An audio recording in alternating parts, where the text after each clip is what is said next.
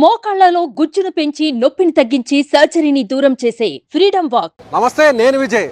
ముఖ్యమంత్రిగా 4వసారి నారా చంద్రబాబు నాయుడు గారు ప్రమాణ స్వీకారం చేశారు. అయితే ఆయనకు సంబంధించి గతంలో 2014లో ఆయన సీఎంగా ఉన్నప్పుడు ఎలాంటి కాన్వాయ్ని వాడారో ఆ కాన్వాయ్లో ఉన్నటువంటి జామర్ వెహికల్ ఇది.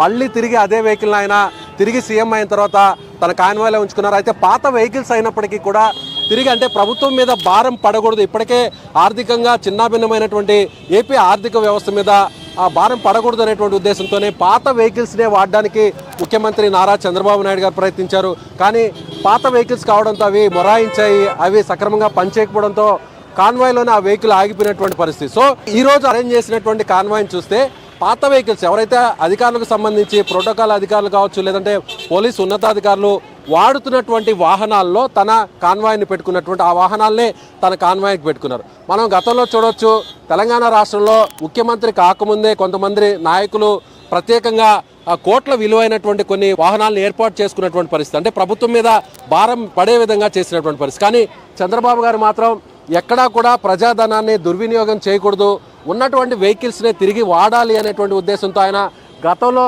సీఎంగా ఉన్నప్పుడు తన కాన్వాయ్లో వాడేటువంటి వెహికల్నే మళ్ళీ కూడా వాడేటువంటి ప్రయత్నం చేశారు. కానీ అవి పూర్తిస్థాయి కండిషన్లో లేకపోవడం వల్ల, పాతవి అయిపోవడం వల్ల ఆగిపోయినటువంటి పరిస్థితి. సో ఆక్టోపస్లో ఉన్నటువంటి అధికారులు, పోలీసు అధికారులు ఆ వెహికల్ని బ్యాటరీ డౌన్ అవడంతో, సెల్ఫ్ స్టార్ట్ కాకపోవడంతో వారందరూ కూడా నెట్టుతూ స్టార్ట్ చేసినటువంటి పరిస్థితి. సో అక్కడ మనం చూడవచ్చు, కాన్వాయ్లో ఉన్నటువంటి నంబర్ కూడా చూడొచ్చు. అయితే నంబరు డిస్ప్లే కాకుండా అక్కడ కనిపించకుండా కూడా సెక్యూరిటీ రీజన్స్ కోసం అక్కడ కనిపించకుండా చేశారు.